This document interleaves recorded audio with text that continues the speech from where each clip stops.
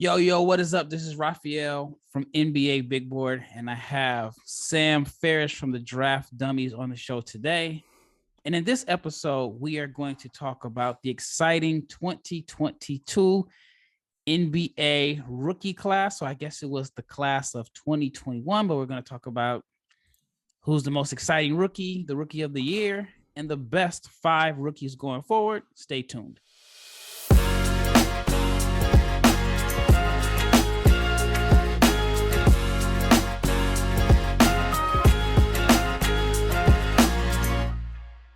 All right, shout out to each and every person that has made NBA Big Board your first listen of the day. Thank you so much. I really appreciate it. I almost said Locked On NBA Draft. I have to make sure that I don't say Locked On NBA Draft, but just shout out to each and every person that has supported the channel as we've made the transition. And today, my guest is Sam Ferris. If you've been listening on Locked On NBA Draft, you know Sam from the NBA, well, not NBA, but Draft Dummies. Always had great insight, and now this is our first time working together. This is our first podcast together, which is it's long overdue. Sam, man, what is going on? How are you today? I'm doing very well. Thank you so much for having me on. I know it is a bit overdue, but I think we've got a fun topic to hit on today, and always excited to talk hoops. And this rookie class has a special place in my heart, and I haven't had a chance to talk about the rookie of the year race with anyone yet, so I'm looking forward to it. Yeah, for those that are wondering why it's been so long overdue, and I'll take the blame for it. I've spent the past few months overseas, and the time difference has been really, really crazy. So most of my episodes since November have been solo. I've probably done 3 episodes total where I had a guest on. So the solo episodes are tough. I mean, it's literally like 30 minutes of just talking to myself in an empty room on a computer and imagining an offense. Imagining an audience. I'm still a little jet lagged. I just got back from the States, had a ridiculously long travel day, but I'm trying to get back adjusted. So I'll take the blame for not having Sam on earlier, and he is in the mountain time zone, which is even an extra hour makes it a lot different. So it's anywhere from a 7 to 8 hour time difference from where I was at. So now that I'm back in the States, I plan on being here for a little while. I mean, it'll be easier for me to collaborate and have different guests on. All right, but let's get right off into it. Who is your rookie of the year? This is like a controversial topic. I did a show with Chad Ford, and we talked about the rookie of the year. I said it should be a split between Evan Mobley and Scottie Barnes. And my at mentions were getting torn up by Detroit Pistons fans. And I mean, they gave me all these different statistics about what Cade was doing after the All-Star break. I mean, phenomenal stats. So then you had Jalen Green, which, I mean, it was probably a little too late for him to get in the race, but he finished strong, which I kind of take it with a grain of salt in a sense, because I know like every year in March, somebody, whether it's a rookie or somebody, just has like these ridiculous numbers, and then you wonder like if they can carry that same momentum in. Not saying that I don't think he can, but I mean, the numbers were pretty crazy. I think he had like 40 his last game or something like that, 41 his last game. So I put myself out there. I said it should be a split, and I rewarded winning over the individual stats. Who is your choice for rookie of the year? Yeah, well, first I gotta say, I don't think it mattered who you picked. All these fan bases are so passionate about their rookies. I think regardless of which way you went, you were gonna get some feedback in your mentions there. But for me, so I had the same 3 guys. I had a different order. So I went Evan Mobley, I'm going number 1, and then Cade, I'm going 2, and then Scottie Barnes 3. So again, that same top 3, but a little bit different order. And my case for Evan Mobley is kind of similar to yours for Scottie Barnes. I think he contributed more to winning than any other rookie this season. I do think at times we have a tendency, or we can, however you want to say it, we can fall victim to this recency bias where Mobley was hurt towards the end of the season and the Cavs fell off. They just weren't the same team down the stretch. And now, frankly, it looks like they might not even make the playoffs. But my thing is, if you look at this season, like if you were to just flip the Cavs season around and just say, instead of the weak finish to the season, which is what we remember seeing last, if their start of the season was in fact their end of the season, you just flip it around and look at it like that. I think he would have a ton of momentum and would win this race going away. So I think that's kind of the way I look at it is I try to not just look at the last few weeks or the last few months even. I'm trying to look at the whole season and balance it out. And if you remember to just a few months ago, like pretty much everybody agreed that Mobley was the runaway winner. And so while I think the other guys have kind of narrowed the gap, I still think I got to go with Evan Mobley. Over the course of the season, I think he's had the most impact. You know what's interesting about your comment is, and, and on one hand I agree, but then on the other hand I disagree because we have seen guys win the Rookie of the Year award. The media gave them the award early. Like for example, I felt like Luka's rookie year, they gave it to him early. Trae Young had a case to win Rookie of the Year, but it was already kind of like given to him. And here's another example for you in Utah. I felt like Donovan Mitchell should have been Rookie of the Year, but it's like the media had already given it to Ben Simmons so early that it was too late for Donovan to win. So I've seen like both ends. No, that's a good point. And I think the people here in Utah are still upset about that Donovan Mitchell one too. So I understand. I think you can look at it either way. I think you make a really good point though. Yeah. Yeah. And I think this year, like this is one year that I have no idea who could, like if Mobley wins hands down, it wouldn't surprise me. If they give it to Scottie Barnes, it wouldn't surprise me. If they give it to Cade, it wouldn't surprise me. Like this is the one year where, I mean, I haven't that I can remember where it's like a 3-man race where, I mean, there's 3 guys that have a strong case to be the Rookie of the Year. Where did you have Mobley on your board last year at this time?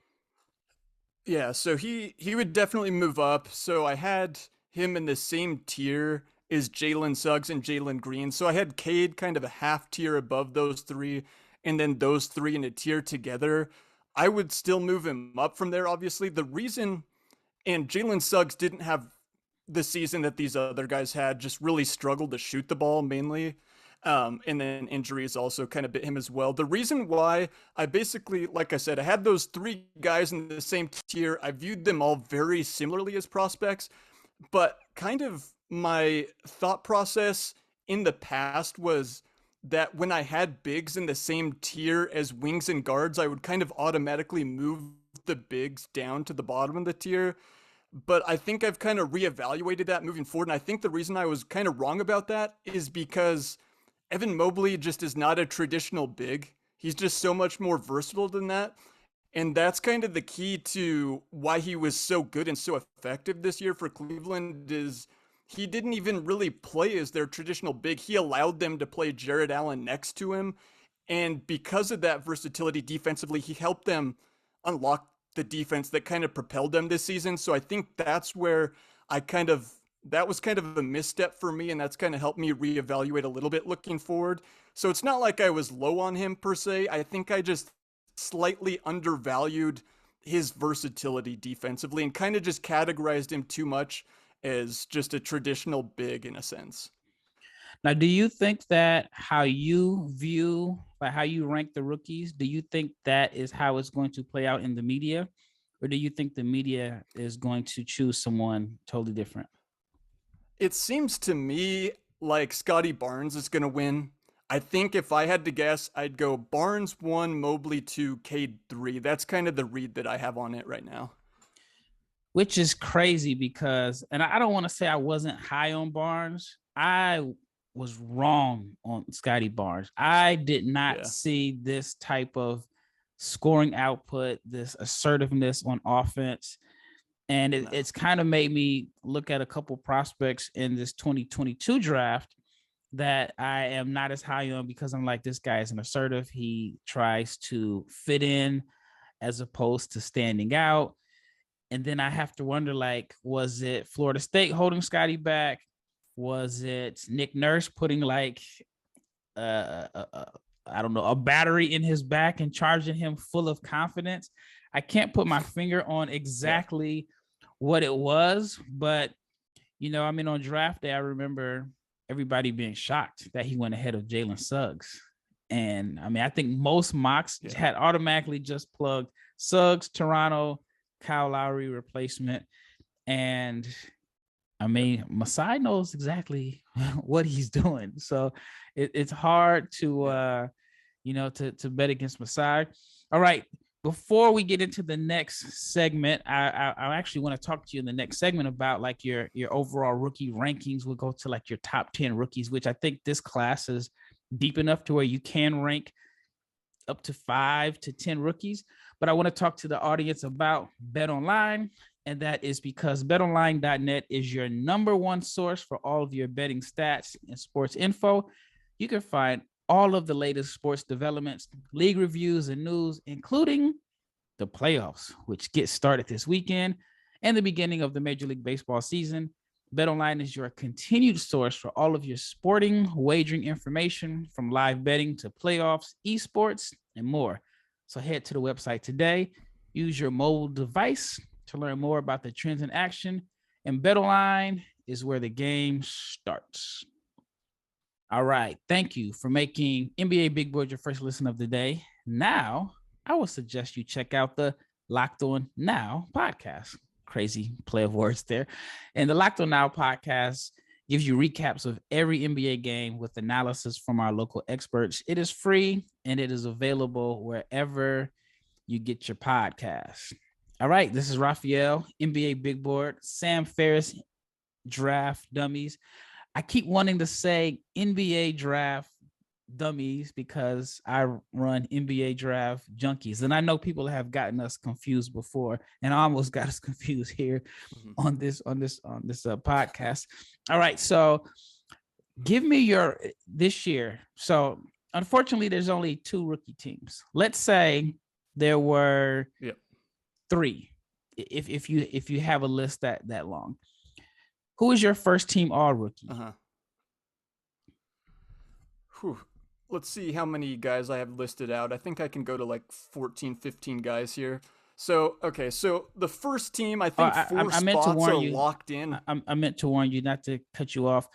When I'm the host, I kind of put guys on the hot seat a little bit. So sorry for cranking the temperature up on your seat and putting you on the spot. So, but I know if there's one guy you're good. who I know is prepared to talk about the rookies and the first year guys in depth, I know it was you. So you're the perfect guy for it. Yeah, no, you're good. All right. So y'all no rookie worries. Team, first team all rookie. Okay. First team all rookie. I think 4 guys are easy locks. And I think we talked about 3 of them: Evan Mobley, Cade Cunningham, Scottie Barnes, Franz Wagner. I think those 4 guys are easy for me. I think Franz has kind of been the underrated rookie that has been pretty much on par with those top 3 guys, but hasn't quite got that notoriety this season. So for me, easy lock for the first team. The last spot on the first team has been up for a lot of debate on social media. Yes. It's the Herb Jones versus Jalen Green battle. And I think both sides have good arguments. If you're looking purely at how much did this player affect winning as a rookie, I think it's totally fine to take Herb Jones. But the way I look at it is more a mix of how much they affected winning, but also just their production and also just my feel for them as prospects looking forward. So it's kind of a mix of all those, because for rookies, the expectation is not that they come in. Most rookies don't really contribute to winning. That's not really the expectation. And I just think a few years from now, when we look back at this, I think Jalen Green is going to be a multiple time All-Star. And I just don't want to dock him too much for playing for a bad team and having a rough start to his season. And he's multiple years younger than Herb Jones. So whatever way you want to look at this, I end up putting Jalen Green on that first team because I just think that's going to look smart a few years from now when we look back at this. I've always been a little bit higher on Jalen Green. Think he has an argument to be a top 2 or 3 prospect in this class looking forward. So I include him there. And then Herb Jones would then take my first spot on the second team. Is that where you lean to, or did you differ from me there? Yeah, I mean, I was gonna go with Jalen Green, but we'll talk about it in the next segment about going forward, because going forward is Yeah. totally different than where we at today. All right, your second team. So you're gonna start off with Herb Yep. Jones. So Herb Jones and then Josh Giddey, Şengün, Bones. Let's see, is that 4 guys? Yep. Herb Jones, Giddey, Şengün, Bones, and then Ayo Dosunmu I would put 5th on that list. Right. Yeah, And so the he'd thing round about out the first team. so you got 2 guys that are second team all rookie that were very, very lightly regarded in draft circles all last summer. And so in your opinion, does that make you look at some of the prospects in 2022 a lot different? Like, I feel like with Ayo, he did everything that you want a prospect to do when he came back to school the next year. He improved his shooting, he played well, and it did very little for his draft stock. It was almost like, and I mean, I'm talking about myself too. Most people were just convinced he is who he is, and more focus was on maybe his lack of position or what he can't do as opposed to what he does well. And he has outperformed, most people's expectations. Probably not his, but he's outperformed most expectations. Same thing with Herb Jones. It was held against him that he was older, he couldn't shoot. We all knew that he was a toolsy guy that could do a little bit of everything. Has it made you change your thought process on some guys for this year? Yeah, maybe a little bit. I think it's interesting because I did a little quick study on this for one of the episodes I did recently where I looked back over recent history at the all rookie teams. And over the last like 10 or so years, I think on average, because, 10 guys make the all rookie team, there's 2 teams. On average, like 6 guys from those teams end up being like solid rotation players or better. But like 4 guys on average don't really end up being that much in the NBA. I don't want to just like call out guys, but recent history, guys like Eric Pascal, where you end up in a situation where the team needs you to produce, you put up numbers, you're an older guy, but that doesn't necessarily mean that you're going to be a great NBA player. So the all rookie team to me, like, certainly it's a good thing. It's good pub for the player and the team, but it's not really the best predictor. I was higher on Herb Jones. I talked about like if a guy outside of like the lottery ends up being an all defensive level player, I think it's Herb Jones. I said that before the draft. Now, did I think he would be that as a rookie? No, I did not think he'd be that good this early. But the physical tools were there with him. Ayo Dosunmu was a guy that I think I didn't believe in him quite as much. And I think I just didn't value that he basically has no weakness. Like he does everything pretty well for a guard with decent size. And so I think I did undervalue that to an extent. Yeah, I know I did. I mean, I liked him, but I even mentioned it. He did everything you want a guy to do when he tests the waters and then decides to come back. But for whatever reasons, I wasn't impressed enough to move the needle to put him as a first rounder. All right, I'm not going to ask you to make a third team, but name a few guys, and if you have 5, great. But name a few guys that just miss your first and second team that you think in a normal year that is not as star packed and star studded as this would have been all rookie team performers. Sounds good. I'll give you 3 guys that just kind of missed the cut for me there. So Chris Duarte was one, Trey Mann, and then Jonathan Kuminga. All of them have different cases. With Kuminga, like the raw stats weren't quite as good, but the eye test, he was able to come in and actually play well in a role for a legit contender. I didn't think he would be able to do that as a rookie. He just kind of was better in all facets than I expected, was able to pick up the system and just not be a big negative as a teenager for a good team. So that was more than I expected to see him play that role for a good team. And so he definitely, to me, and like, because like you said, this year there was a ton of depth. A lot of rookies played well compared to the average year. I think in an average year, he'd make one of these two teams. Again, the raw numbers weren't quite as good because of the role he played on a good team. And then Trey Mann, to me, is one of the guys that I think I like more than the consensus moving forward. And I did in the draft as well. Just an elite shot and space creator off the bounce. And like his scoring numbers, he put up a couple different 30-point games as a rookie. I think had like a 20-point quarter as well. So when he gets hot, he gets really hot. And again, just the eye test with him, he's got special offensive talent where I think it'll be next year. It could be next year or the year after. I think he could blow up and potentially be like an 18 to 20 point scorer.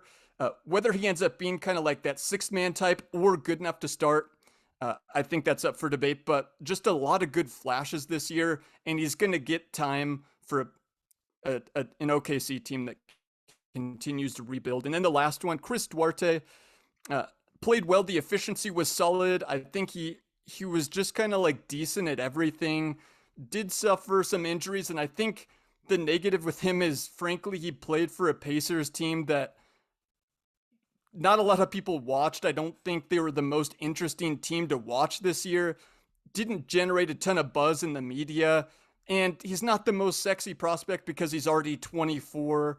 So I understand all those things. I understand him not making it because it's a deeper year, but he, to me, probably was the last cut.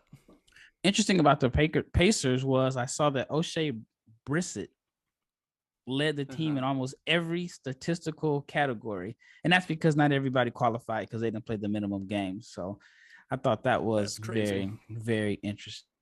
All right. When we return, I want to get your top 10 guys overall. Like if this was a redraft, the top 10 guys that you like going forward, but I have to talk to the audience about Built Bar.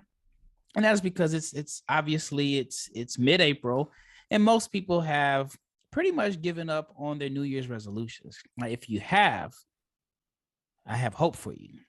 I can get you to eat right, and that is with a Built Bar. And I mean, the Built Bar puffs. I mean, I don't even know how to explain it. Basically, if you're missing out, then you're definitely missing out. You should try one. And that's because the puffs are the first ever protein-infused marshmallow. They're fluffy, they're marshmallowy, and it's not just a protein bar, it's a treat. And it is covered with 100% real chocolate. And so if you've broken your New Year's resolution and you want to eat healthy, but you want to eat something that is tasty, I'm definitely suggesting you try out the puffs. They've been a fan favorite. They have these different flavors from this cinnamony churro, coconut marshmallow. They have banana cream pie. And they're, like I said, they're 100% covered in real chocolate. Yes, 100% real chocolate. They're low calorie, high protein. You can replace your candy bars with these, so you can move the Snickers to the side, get one of the puffs simply because they're better. And a typical candy bar can be anywhere from 200 to 300 calories. Now, if you go to build.com and you scroll down to the macros chart, you'll pretty much be blown away. It's high protein, low cal, high fiber, low carbs, and most Built bars contain 130 calories, 4 grams of sugar, 4 net carbs, and 17 grams of protein. Now, if you compare that to your favorite candy bar, it's around 240 calories, 30 grams of sugar, and dozens of net carbs. So, again, check out the Built Bar. They have different flavors from milk brownie, coconut almond. And new for this month, and I call this the Jason Williams. I call this the Jason Williams flavor. Just the white chocolate cookies and cream. They're all delicious. They have new flavors coming out all the time. And if you think that there's a flavor that might be good, hit them up. They'll make it. And I can guarantee you it will be delicious. But more importantly, it will be good for you. At Built Bar, they're all about the taste. They make it delicious first, and then they kind of figure out a way to make it healthy. I shouldn't say kind of. They do figure out a way to make it healthy. I don't know how, but they pull it off every time. So go to built.com, use the promo code LOCKED15, and you'll get 15% off of your next order. Use the promo code LOCKED15 at built.com. All right. Once again, it's Rafael, NBA Big Board, Sam Ferris, Draft Dummies. I already put them on the hot seat unexpectedly, but this one is a little. It's probably not as hot as the first time. It is tough coming up with 3 all rookie teams, but he handled it well. Now I want to find out if you were doing a redraft based off of the information that you have today. Who are your top 10 rookies or players from this class going forward? Sounds good. No, I'm prepped for this one. I got 10 and then I got 2 honorable mentions. So, but to me, the hardest part is the top 3. It is between Evan Mobley, Cade Cunningham, and Jalen Green. Honestly, if you told me this ended up like with any of these 3 guys at number 1, I wouldn't be surprised. Like, I am almost evenly split between the 3. So the way that I look at it is I'm kind of just going to stay right now with how I had it pre-draft. I'm going to stay Cade 1, Jalen Green 2, and Evan Mobley 3. This part's the toughest for me. I would be ecstatic to have any of those 3 guys moving forward, and I would not be surprised if any one of them ended up being the best player from this class. All right. So my question for you is, what makes it so Scottie Barnes is outside of those top 3? Yeah, it's a good question. Maybe I'm sticking too much to my pre-draft analysis where, you talked about having him too low pre-draft. I wasn't super low. I think I had him 8th pre-draft. That certainly looks too low now. And I do have Scottie Barnes 4th on this list looking forward. So I think I did underrate him to an extent, but there's no way to me that he can be the number 1 offensive player on a legit contender. And while I do like his versatility and his smarts defensively, and the physical tools are good too, I don't see him being like an all NBA first team defense guy either. And so to me, I see him more as a very good 3rd best player on like a championship level contending team. Again, maybe I'm still underrating him. The scoring, like we talked about, ended up being much better than I expected. There's no way I expected him to score 15 a game as a rookie. All right. So I've kind of always underrated him all along the way. Maybe I'm still doing it, but I do view the top 3 guys in this class on a different tier above him. I don't see how he can get to that level of a scorer, and I like him defensively, but that threshold that those top 3 guys are at, like, I view those 3 guys as like multiple time all-stars. And so that's a high bar to clear for me. Understandable. Like, if you would have told me Scottie Barnes averaged 15 a game this year, I probably would have been like, I can't see it. But then I would have said, okay, if he averages 15 a game, it's going to be on a team like the Thunder. Yeah. A team that is really, really bad. But 15 a game on a team in the playoffs, that's not even like in the play-in tournament, like a legitimate playoff team, that would have been tough for me to believe. All right, so the top 4 is pretty easy. I agree. I think almost everybody's top 4 is probably going to be the same. It's pretty consistent. At number 5, this is where it becomes somewhat of a challenge. Who is number 5 on your board as far as guys from the 2021 class going forward? So I've got 2 guys in the same tier together. They both play for the Magic. It's Jalen Suggs and then Franz Wagner. I have Suggs just a little above him because, again, I'm sticking to my pre-draft where I loved him as a prospect. I'm not going to drop him too much because of the shooting issues he had. Yes, it was a worry, but like small sample shooting sizes, you don't want to overreact to those. Like, if you look at his Gonzaga numbers, he was fantastic shooting the ball off the bounce, like one of the best in college basketball. And so I'm just hoping that bounces back, and I love the rest of his game. I think he's going to be like a borderline all defensive guard. I view him a lot in the mold of a guy like Drew Holiday, who can be a very good guard that plays a role and is a winner and very good defender on a championship level competing team. And so, yes, I'm guessing that I'm still higher on him than most everyone else, especially after you could argue a slightly disappointing rookie season, but I'm not ready to sell off my Jalen Suggs stock yet. Okay. All right. So that is 5 and 6. That was 4 and 4. Yeah, that was 5 and 6. 5 and 6. Right. All right. Yep. So who rounds out your top 10? All right. So 7, 8, 9, 10. So I've got Şengün 7, Josh Giddey 8, Jonathan Kuminga 9, and then the guy I talked about earlier, I've got Trey Mann. So a bit of a surprise up there at number 10. Ziaire Williams. I was not high, and this will be our last question. I was not high on him on draft day. I felt like the numbers were awful. Of course you saw the potential. I felt like he was getting a buzz based off of his high school hype, but I was confused, and I'm still confused to this day why he got the benefit of the doubt and BJ Boston didn't. And it is huge, like 40 something picks between them. So with Ziaire Williams being a top 10 pick, and I don't know if he was your other honorable mention, and then was it Davion Mitchell, or did you go with Bones? For my other honorable mention? Yep. No. So looking forward, actually number 12, a guy we haven't mentioned yet is Isaiah Jackson, who I've always liked more than consensus. I think that's right about where I had him on draft night. Everybody has gotten a chance to play for the Pacers at the end of the season, like you said, but on a per minute basis, he's been very, very productive, just a crazy dynamic athlete and a very young kid still. So I love his potential and always did back to his days just last year at Kentucky. So he's the guy I actually have at number 12. To your point with Ziaire Williams, I was in the same boat as you. Like, I liked him a lot coming into college, like his pre-draft stuff, but man, it was rough. It was brutal.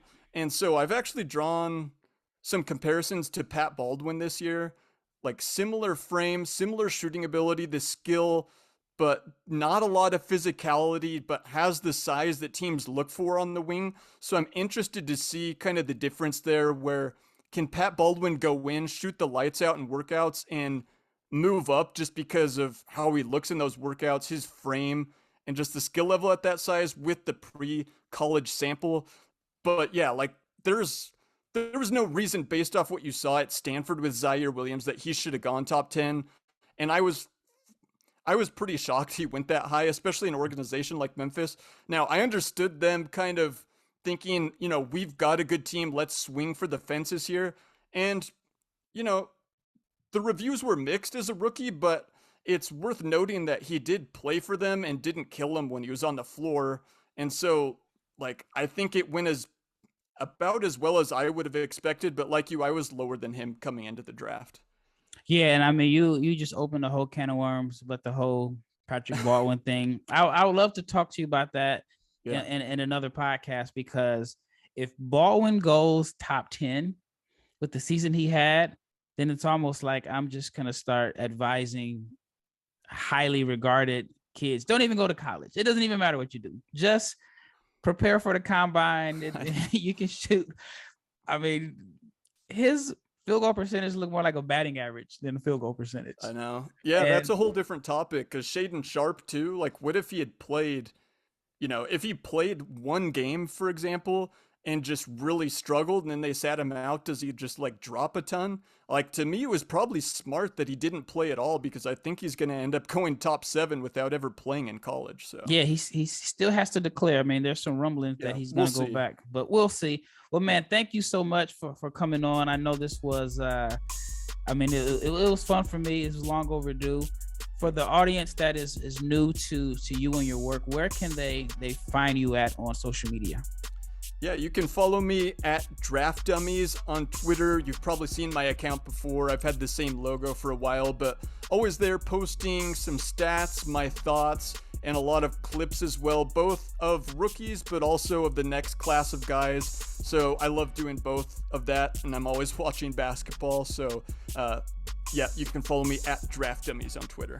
Sounds good. I mean, similar to me, I eat, sleep, and breathe this stuff, and I'm just thankful for this opportunity and this platform to talk basketball and meet other guys like yourself, because like, I mean, I know this is kind of like off topic a little bit. I'm supposed to be wrapping up, but sometimes I feel like when I used to talk draft to like my friends or guys at barbershops, it was very generic, basic conversations. But then you meet like some quote unquote like draft nerds or draft dummies, and then you can say, well, yeah, you know, you shot 37% on pull-ups off the dribble. I think, and it feels good to know that there's some other people that have the same type of bandwidth to talk about the draft. So thank you so much, man. I really appreciate it.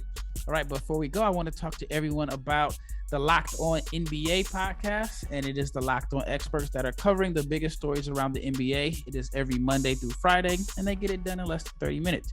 It is free, and it is available wherever you get your podcast. Once again, this is Rafael Barlowe, NBA Big Boy. I still represent NBA Draft Jummies, NBA Draft Junkies. I tried to say dummies and junkies at the same time, with my guy Sam Ferris from Draft Dummies. And we are out.